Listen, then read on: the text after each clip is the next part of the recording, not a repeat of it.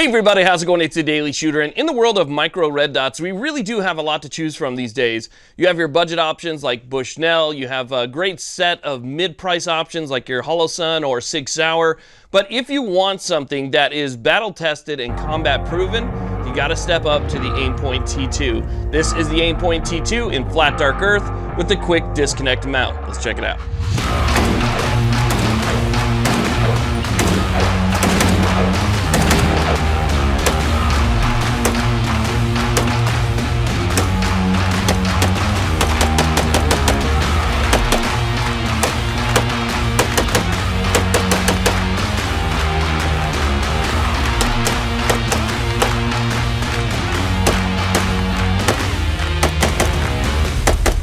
This channel is proud to be supported by the Firearms Policy Coalition. Make sure you check that link in the description box, become a member, and donate when you can. And Spartan Arms in North Las Vegas, Nevada. If you're ever in Spartan Arms, make sure you let them know the Daily Shooter sent you.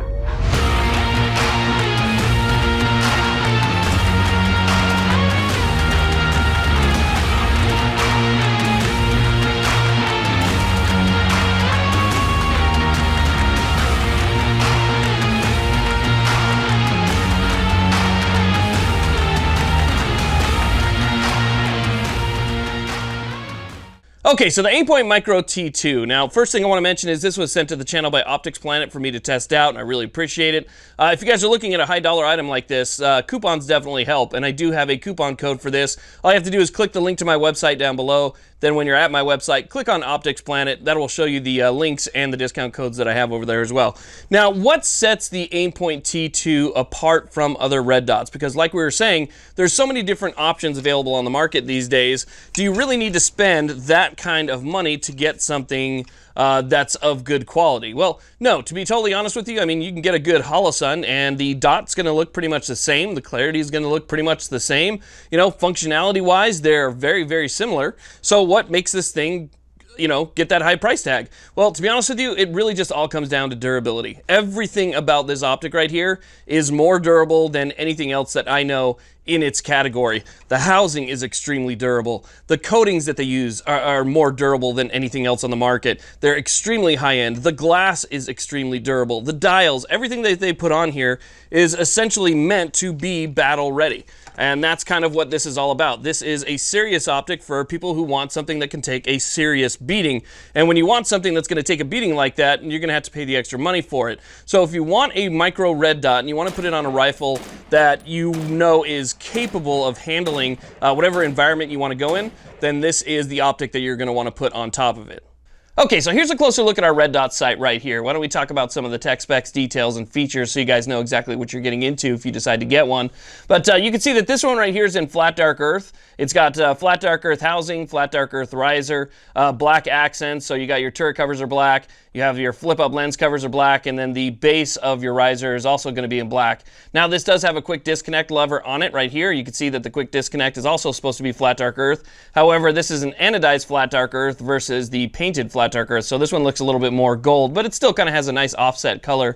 And to those people that are wondering, this actually matches the Magpul FDE and Aero Precision FDE pretty much perfectly. So it's got a really nice color to it. But again, flat dark earth or black, that's just, you know, your own personal choice, right? Now this is a 2 MOA red dot, so it's going to cover approximately 2 inches of your target at about 100 yards. But one thing I could say is that for somebody like me with an astigmatism, and I know there's a lot of you guys out there because I get questions all the time, this is one of the nicest dots that you're going to see. I mean, as long as you don't turn this up to the brightest setting as you can indoors, you're going to get a nice crisp red dot. And I think that has to do with the really high quality coatings that they use on the lens. The reflection that you get from that red dot is perceived to me as almost a perfect dot. It's not absolutely perfect because even with a little bit of correction, my astigmatism is still pretty bad, and so sometimes I will see some blooming off the red dot. But again, for the most part, this is probably one of the clearest red dots that I've seen to date. Now, at the Optics Planet website, you can find so many different versions of the T2. Basically, it's the same red dot, but you can find different mounting options, different colors, and things like that. Again, this one has the quick disconnect on it, which is actually a really nice, robust quick disconnect. You can see that we have a pretty good-sized lever right here, so you can see it's a pretty hefty lever. There is a little locking piece on the inside right here that allows this thing to lock back when you pull it all the way closed. So it has a really nice, solid mount to it. As we take a look at the bottom, you can kind of see that right there. It has a really nice footprint to it. It is about the same length as the Optic itself, minus the caps maybe, but it does lock onto your Picatinny rail pretty good. Now you can see that we have one square locking block or lug right here that goes through the center, and that's what's going to index with the Picatinny rail on your upper receiver. The nice thing about having this be square like that is that it means when it locks down, it's going to return to 0 if you have to take it off and put it back on. Unlike just a standard screw that goes through that might be round, having these squared ones right here is definitely going to be a lot better for remounting and re-zeroing. So it does have a really nice mount, but again, there's so many different mounts and options to choose from over there. It's absolutely ridiculous. Now, this one right here is operated with a dial. I know there's a lot of optics companies right now that are doing things with electronic push buttons. This one still has that old school dial on it. Now, this dial does have 12 different brightness settings. These brightness settings go all the way from 4 night vision settings to 8 daylight settings. Now, as we move to the front and back of the Optic, you can see that we do have some flip-up caps. These flip-up caps come pre-installed on the Optic. It is a blacked out front, and they have a clear rear window. So if you need to, really quickly, all you have to do is simply flip up the front cap like that, and you'll be able to shoot through this thing without having to flip up that rear cap, which is going to offer you a little bit more protection. If you needed to, because the lens window for this is actually kind of small when it's down, you can go ahead and open this thing up, and it kind of widens that aperture a little bit. But it does come with some pretty nice flip-up caps that are installed.